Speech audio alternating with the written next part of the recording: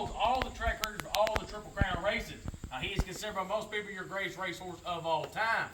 Another good champion above him was an Easy Goer, who was also a 2-year-old champion racehorse back in 1988. Also, 1989, he actually ran in all 3 of the Triple Crown races against a horse named Sunday Silence. That was his big rival that year. Easy Goer actually ran second to Sunday Silence, both the Kentucky Derby and the Preakness. But his biggest win finally coming to Belmont. He was able to beat Sunday Silence by 6 lengths and ended his Triple Crown bid. Easy Goer actually owns the second fastest Belmont Stakes in history, behind Secretariat. Easy Goer did the 1.5-mile horse race in 226 flat. Secretariat did it in 224 flat. They say if he lined up against those times, Secretariat still wins that race by about 10 or 11 lengths. That's actually how fast he run that 1973 Belmont Stakes. And another champion above him was named Unbridled, who was also a 3-year-old champion racehorse back in 1990. He's the 1990 Kentucky Derby winner. He's also the last Kentucky Derby winner to sire Kentucky Derby winner, when his son Grindstone back in 1996. Then the stall behind you guys over here, so the new horse there is Prince of Monaco, who we're getting ready to go out and meet. But the horse below him is a horse named Pulpit. So Pulpit's actually sire of a horse named Tappet. Tappet is one of your top 5 sires in North America right now. Tappet actually stays at Gainesway Farm in Lexington, Kentucky, about 20 minutes from here, for $185,000 per mare. Tappet is also now number 2 in history for career pageant earnings. So far, all of his offspring on the racetrack made a little over $218 million. He's actually one of 2 stallions made $200 million in a stud career.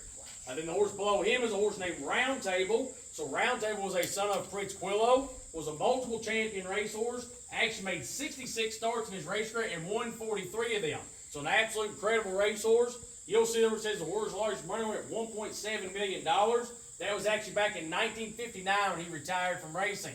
Actually, at that point, he was only the 3rd millionaire horse in history. Nowadays, the current highest winning American horse is the actual horse named Arrowgate, who won $17.5 million as a racehorse. But another thing about Round Table and also Bold Ruler over here is they were actually born on the same night here at Claiborne Farm, right across the hall from each other. So a pretty special night following horses here. So, but feel free now if you'd like to walk through the barn, take some pictures, look around, and then here in a few minutes we're going to head out and go see some of the horses out in the paddocks here. You want to see it? Okay. Yes. They do not. So our foaling barns are up on top of the hill. So these are all just the stallion barns right here. Yeah, so all the stallions go in these barns, yes.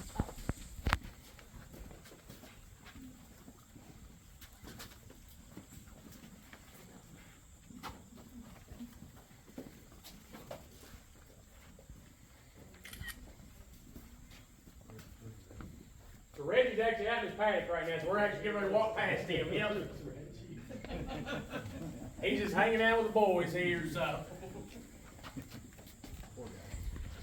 We like him to think he's part of the crew, part of the boys out there. He don't breed as many as them, so. Does he breed it all? He usually does get to breed at least 1 or 2 mares a year. So usually we'll have like a test mare on the farm. Once she comes into like heat, but she's not ovulating, we'll let him breed her just to kind of let him breed. But he's actually not going to like conceive the foal. That way it's just kind of like a stress relief basically for him. So.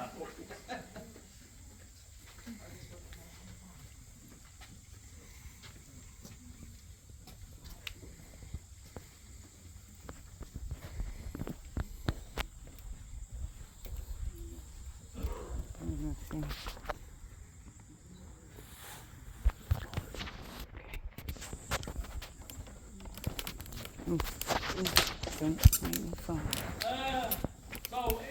It's fairly accurate, but it's not. What it is the problem with it is how much money trouble they were truly in, because they never even mentioned a horse that was a horse named Reva Ridge, who we're going to talk about her a little bit. So Reva Ridge was actually also owned by Miss Penny Chinnery and her family under the Chinnery Racing Stable. And then the year before, Secretary, so in 1972, he almost actually won the Triple Crown for them as well. We actually already had a stud deal in place for him for $5 million, which at that time was the record before Secretariat, the $6 million record.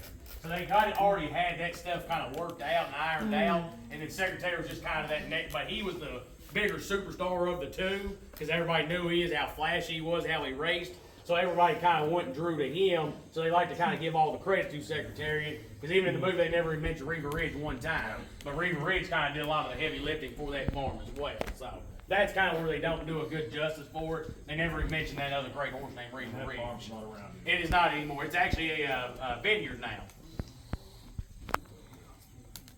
All right. we're just gonna kinda ease on around here just a moment. But I'm gonna mention another great thing that passed there in this barn was over a horse named Ninjitsky over here. So Ninjitsky is actually son of the legendary Northern Dancer. Northern Dancer is considered by a lot of people your top 2 or 3 thoroughbred things of all time.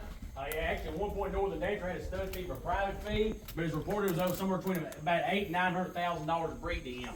Ninjitsky, his big thing when he was a racehorse was he was the 1970 British Triple Crown winner. He's actually the last British Triple Crown winner in history. Now, he did stand here standing at one point. He actually had a stud fee of $300,000 per mare. He also has the most expensive thoroughbred yearling ever sold at public auction in history. One of his sons back in 1985 actually sold the July Slate yearling sale at Keeneland Racecourse for $13.1 million as a yearling.